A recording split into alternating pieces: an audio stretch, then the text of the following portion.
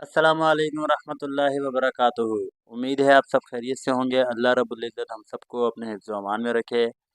हम फ़ज़ाइल रमज़ान की पहली हदीस के आज इंशाअल्लाह तीसरा हिस्सा पढ़ेंगे। बिस्मिल्लाहिर्रहमानिर्रहीम नहमदुहु व नुसल्ली अला रसूलिहिल करीम। इसके बाद नबी करीम सल्लल्लाहु अलैहि वसल्लम ने इस महीने की कुछ खसूसियतें और आदाब इरशाद फरमाए। बोला ये कि ये सब्र का महीना है, यानी अगर रोज़ा वग़ैरह में कुछ तकलीफ़ हो तो उसे ज़ोक शौक़ से बर्दाश्त करना चाहिए। ये नहीं कि मार धाड़ घूल पकार जैसा कि अक्सर लोगों की गर्मी के रमज़ान में आदत होती है। इसी तरह अगर इत्तेफाक से सहर ना खाई गई तो सुबह ही से रोज़ा का शौक़ शुरू हो गया। इसी तरह रात की तरावी में अगर दिक्कत हो तो इसको बड़ी बिशाशत से बर्दाश्त करना चाहिए। इसको मुसीबत और आफत ना समझें कि ये बड़ी सख्त महरूमी की बात है।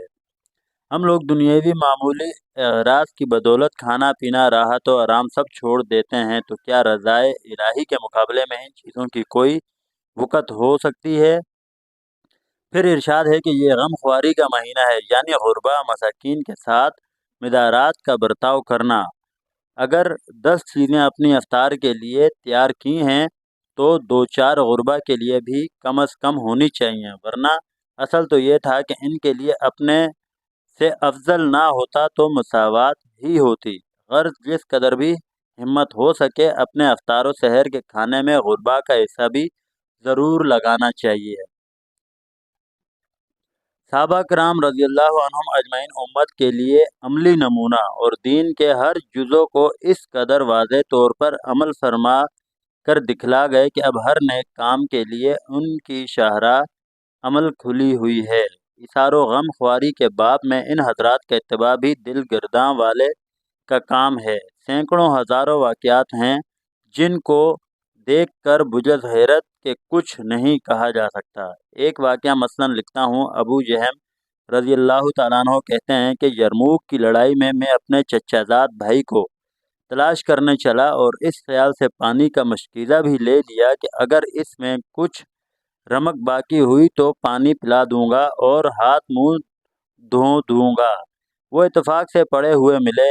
मैंने उनसे पानी को पूछा। इन्होंने इशारा से मांगा कि इतने में बराबर से दूसरे ज़ख्मी ने की चचाजाद भाई ने पानी पीने से पहले इसके पास जाने का इशारा किया। इसके पास गया और पूछा तो मालूम हुआ कि वो भी प्यासे हैं और पानी मांगते हैं कि इतने में इनके पास वाले ने इशारा कर दिया। इन्होंने भी खुद पानी पीने से कबल इसके पास जाने का इशारा किया। इतने में वहाँ तक पहुँचा तो उनकी रूह परवास कर चुकी थी। वापस दूसरे साहब के पास पहुँचा तो वो भी ख़त्म हो चुके थे। लौट कर चचा जाद भाई के पास आया तो देखा कि उनका भी विसाल हो गया।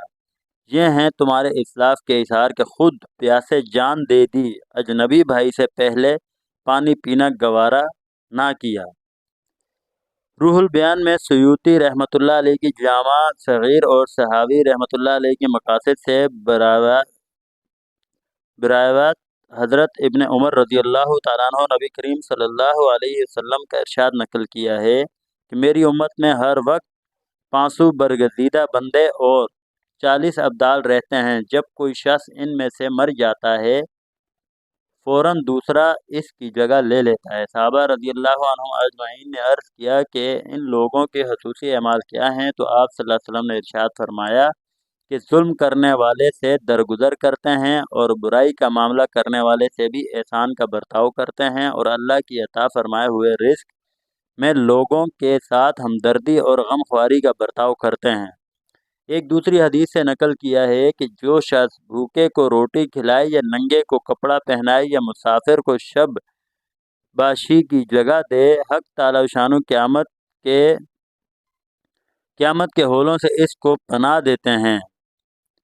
यहया बरमकी रहमतुल्लाह अलैह हज़रत सुफियान सूरी रहमतुल्लाह अलैह पर हर माह 1000 दिरहम खर्च करते थे, तो हज़रत सुफियान रहमतुल्लाह अलैह सजदे में इनके लिए दुआ करते थे कि या अल्लाह, यहया ने मेरी दुनिया की किफ़ायत की, तू अपने लुत्फ़ से इसकी आखिरत की किफ़ायत फरमा। जब यहया का इंतकाल हुआ तो लोगों ने ख्वाब में इनसे पूछा कि क्या गुजरी।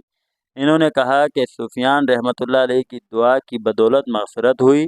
اس کے بعد حضور صلی اللہ علیہ وسلم نے روزہ افطار کرانے کی فضیلت ارشاد فرمائی، اور ایک روایات میں آیا ہے کہ جو شخص حلال کمائی سے رمضان میں روزہ افطار کرائے، اس پر رمضان کی راتوں میں فرشتے رحمت بھیجتے ہیں، اور شب قدر میں جبرائیل علیہ السلام اس سے مسافہ کرتے ہیں، اور جس سے جبرائیل علیہ السلام مسافہ کرتے ہیں، اس کی علامت یہ ہے کہ اس کے دل میں رقت پیدا ہوتی ہے اور آنکھوں سے آنسو بہتے ہیں۔ حماد بن سلمہ رحمۃ اللہ علیہ ایک مشہور محدث ہیں، روزانہ 50 آدمیوں کے روزہ افطار کرانے کا اہتمام کرتے تھے۔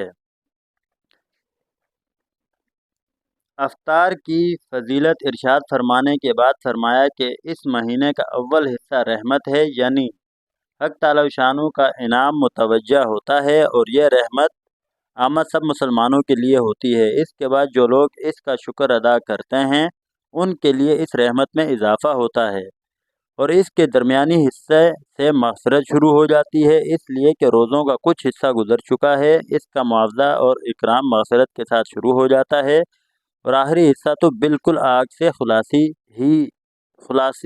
ہے ہی۔ اور بھی بہت سی روایات میں ختم رمضان پر آگ سے خلاصی کی بشارتیں وارد ہوئی ہیں۔ رمضان کے 3 حصے کیے گئے ہیں، جیسا کہ مضمون بالا سے معلوم ہوا۔ بندہ ناچیز کے خیال میں 3 حصے رحمت اور مغفرت اور آگ سے خلاصی کے درمیان میں فرق یہ ہے کہ آدمی 3 طرح کے ہیں۔ ایک وہ لوگ جن کے اوپر گناہوں کا بوجھ نہیں، ان کے لیے شروع ہی سے رحمت اور انعام کی بارشیں شروع ہو جاتی ہیں۔ دوسرے وہ لوگ جو معمولی گناہ گار ہیں، ان کے لیے کچھ حصہ روزہ رکھنے کے بعد ان روزوں کی برکت اور بدلے میں مغفرت اور گناہوں کی معافی ہوتی ہے۔ تیسرا وہ جو زیادہ گناہ گار ہیں، ان کے لیے زیادہ حصہ روزہ رکھنے کے بعد آگ سے خلاصی ہوتی ہے، اور جن لوگوں کے لیے ابتدا ہی سے رحمت تھی اور ان کے گناہ بخشے بجائے تھے، ان کا تو پوچھنا ہی کیا کہ ان کے لیے رحمتوں کے کس قدر انبار ہوں گے۔ اس کے بعد حضور صلی اللہ علیہ وسلم نے ایک اور چیز کی طرف رغبت دلائی ہے کہ آقا لوگ اپنے ملازموں پر اس مہینے میں تخفیف رکھیں، اس لیے کہ آخر وہ بھی روزے دار ہیں، کام کی زیادتی سے ان کو روزے میں دقت ہوگی، البتہ اگر کام زیادہ ہو تو اس میں مذائقہ نہیں کہ رمضان کے لیے ہنگامی ملازم ایک آدھ بڑھا لیں، مگر جب ہی کہ ملازم روزہ دار بھی ہوں، ورنہ اس کے لیے رمضان بے رمضان برابر، اور اس ظلم بے غیرتی کا تو ذکر ہی کیا ہے کہ خود روزہ خور ہو کر بے حیا منہ سے روزہ دار ملازموں سے کام لے، اور نماز روزہ کی وجہ سے اگر تعمیل میں کچھ تساہل ہو تو برسنے لگے، اور عنقریب ظالم لوگوں کو معلوم ہو جائے گا کہ وہ کیسی مصیبت کی جگہ لوٹ کر جائیں گے، مراد جہنم ہے۔ اس کے بعد نبی کریم صلی اللہ علیہ وسلم نے رمضان المبارک میں 4 چیزوں کی کثرت کا حکم فرمایا۔ اول کلمہ شہادت، احادیث میں اس کو افضل الذکر ارشاد فرمایا ہے۔ مشکات نے بروایت ابو سعیدہ خدری نقل کیا ہے کہ حضرت موسیٰ علیہ السلام نے ایک مرتبہ اللہ جل جلالہ کی بارگاہ میں عرض کیا کہ یا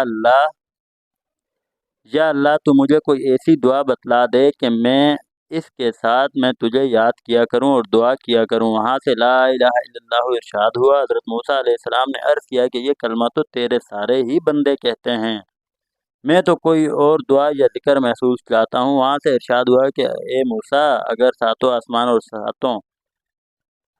آسمان اور ان کے آباد کرنے والے میرے سوا یعنی ملائکہ اور ساتوں زمین ایک پلڑے میں رکھ دیے جائیں اور دوسرے میں کلمہ طیبہ رکھ دیا جائے تو وہی جھک جائے گا۔ ایک حدیث میں وارد ہوا ہے کہ جو شخص اخلاص سے اس کلمے کو کہے، آسمان کے دروازے اس کے لیے فوراً کھل جاتے ہیں اور عرش تک پہنچنے میں کسی قسم کی روک نہیں ہوتی، بشرطیکہ کہ کہنے والا کبائر سے بچے۔ عادات اللہ اسی طرح جاری ہے کہ